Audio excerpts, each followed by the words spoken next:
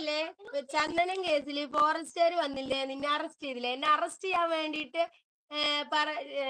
ഒറ്റ കൊടുത്തവന്മാര് നോക്കി നിക്കായിരുന്നു, ഇങ്ങനെ ഒറ്റ നോക്കി നിൽക്കായിരുന്നു. എന്താ അറസ്റ്റ് ചെയ്യില്ലേ? അറസ്റ്റ് എന്തിനാ അറസ്റ്റ് ചെയ്യണം? എന്റെ പേരിലല്ല ആ വീട് കിടക്കുന്നത്, എന്റെ ഉമ്മാന്റെ പേരിൽ കിടക്കുന്ന വീട്.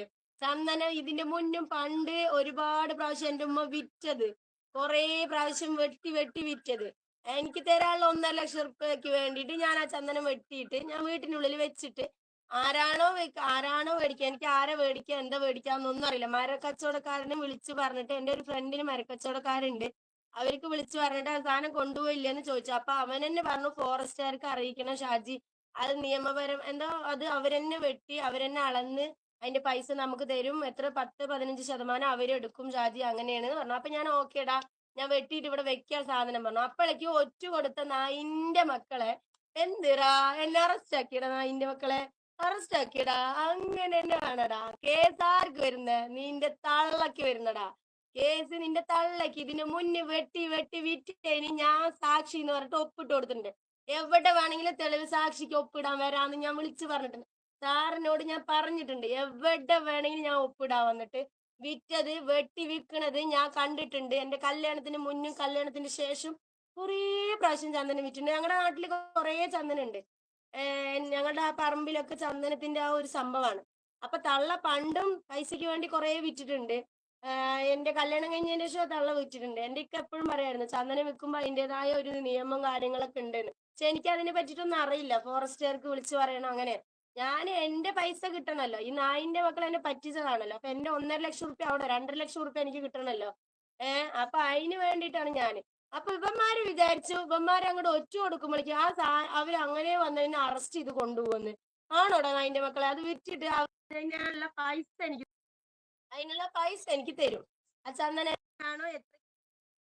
അപ്പൊ അതിന്റെ പേരിൽ ആ ഫോറസ്റ്റ് സാറ് എന്നിട്ട് തന്നെ എന്റെ അടുത്ത് പറഞ്ഞു, മോളെ നിനക്ക് ഭയങ്കര ശത്രുക്കളാണല്ലോ ഇവിടെ.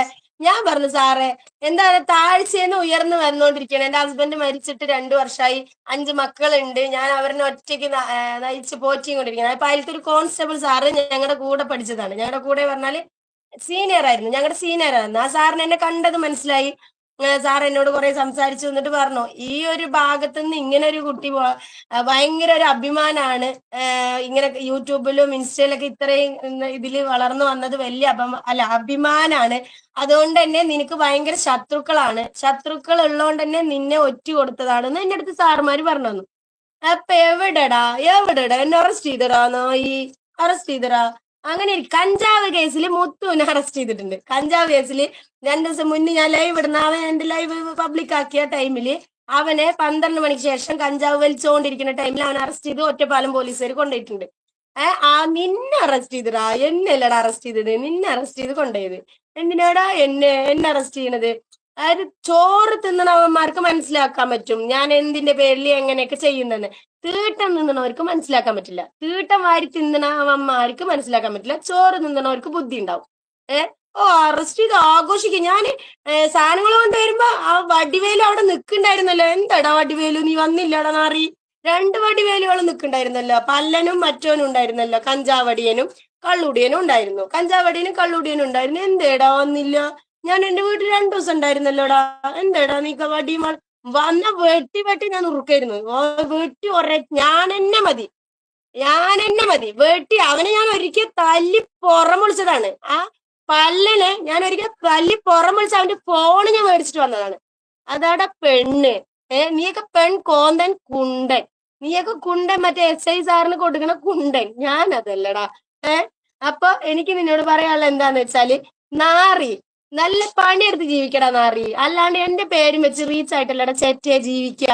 ആ പൈസയും കൊണ്ട് തിന്നണ നീ തീട്ടം വാരി തിന്നടാ. കക്കൂസിനുള്ളിൽ നിറഞ്ഞു കിടക്കണ്ട ആ തീട്ടം നീ വാരി തിന്ന നാറി. അല്ലാണ്ട് അതല്ലടാ നിന്ന. പിന്നെ പിന്നെന്താ പറയാനുള്ളതെന്ന് വെച്ചാല്, അറസ്റ്റ് ചെയ്ത് നോക്കി നിൽക്കായിരുന്നു. എന്നിട്ട് ആ സാറന്മാരെന്നെ ആ സാധനം വെട്ടിയിട്ട് കൊണ്ടുപോകാൻ പറ്റാണ്ട് മുണ്ടൂര് ഏതോ ആന കൊന്ന കേസിൽ എന്തൊക്കെയോ അവർ ഇതാക്കിക്കൊണ്ടിരിക്കുന്നു. എത്താൻ തന്നെ 4 മണി 5 മണിയായി എത്താൻ.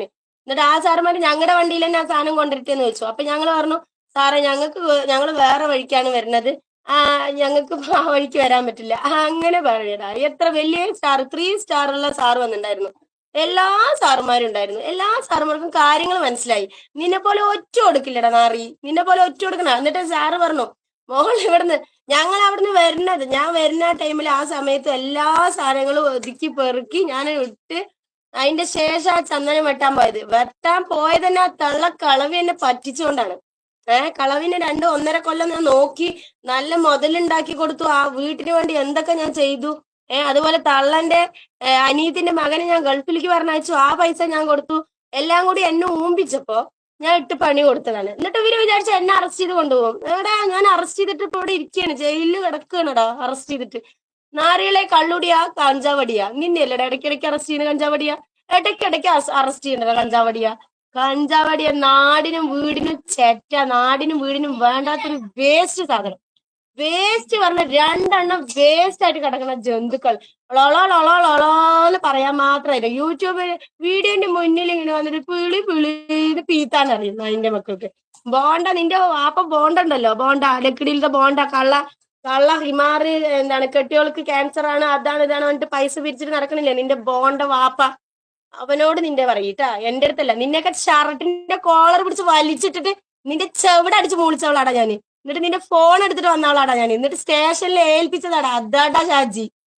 അല്ലാണ്ട് നീ കൊണയ്ക്കണ പോലെ അല്ലടാ. ഞാൻ പറഞ്ഞ പോലെ ചെയ്യടാ. ഞാൻ പറഞ്ഞതാണ് അത്. നീ പറയുന്ന വാലന്മാരെ ആവശ്യമില്ല, ഒറ്റയ്ക്ക് മതി. ഷാജി ഒറ്റയ്ക്ക് നിന്റെ വീട്ടിൽ കയറി നിന്റെ ചെകിട അടിച്ച് മൂളിച്ചിട്ടുണ്ട് ഞാൻ. നിന്നെ വലിച്ചിട്ടിട്ട് നിന്റെ ഫോൺ ഞാൻ എടുത്തിട്ട് വന്നിട്ടുണ്ട്. എന്നിട്ട് നീ എന്നിട്ടിട്ട് ഉണ്ടാക്കുന്നടാ നാറി. നിന്റെ സ്റ്റേഷൻ എന്നല്ലടാ നീ ഫോൺ മേടിച്ചത്, ഫോൺ സ്റ്റേഷൻ എന്നല്ലടാ നീ മേടിച്ചത്. നിന്റെ അതേപോലെ നിന്റെ ഏട്ടൻ പൈസ വാങ്ങിയിട്ട് പോയിട്ട് നീ പുളിച്ച് വർത്താനം പറയുന്നടാ നാറി. നീ അത്ര ഉളുപ്പുള്ളവനാണെങ്കിൽ വെക്കടാ പണം ഇവിടെ. അത്ര ഉളുപ്പുള്ള നാറിയാണെങ്കിൽ വെക്കടാ പൈസ. നീ വിചാരിച്ചിട്ടുണ്ടാവും ഞാൻ ആ കേസിന് ഒഴിവായിന്ന്. ഇല്ലടാ മോനെ, കേസ് നടക്കും. കേസ് വന്നോണ്ടിരിക്കുന്നുണ്ട് മോനെ. അറിയും, നീ അറിയാൻ പോണുള്ളൂ, നീ അഴിയെണ്ണം പോണുള്ളൂ.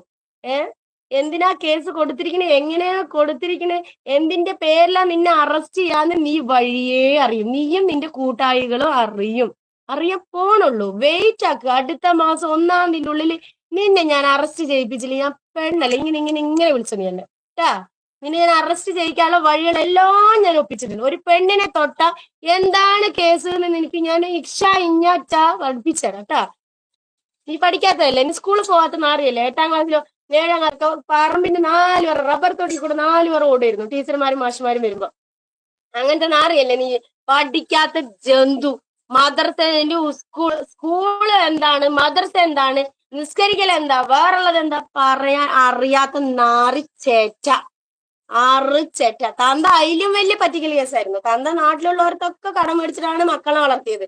എന്നിട്ടോ മകൻ ഭൂലോക ചെറ്റ. തള്ളയും തന്തി അതിന് സപ്പോർട്ട്. മൂത്ത മോന് നല്ല പണിയെടുക്കും, സഹായിക്കും, വേറുള്ളത് ചെയ്യും, മകൻ അരി വാങ്ങും, സാധനങ്ങൾ. ആ മകന് ഒരു സപ്പോർട്ടും ഇല്ല. ഈ ചെറിയ മകൻ കള്ളു കുടിക്കും, ഛർദിക്കും, കള്ളുടിയൻ അങ്ങോട്ടും ഇങ്ങോട്ടും ഓടി പാഞ്ഞ് നടക്കും. അവന് ഫുള്ള് സപ്പോർട്ട്, നാറിക്ക് ഫുള്ള് സപ്പോർട്ട്. നല്ല കുട്ടിക്ക് സപ്പോർട്ടേ ഇല്ല.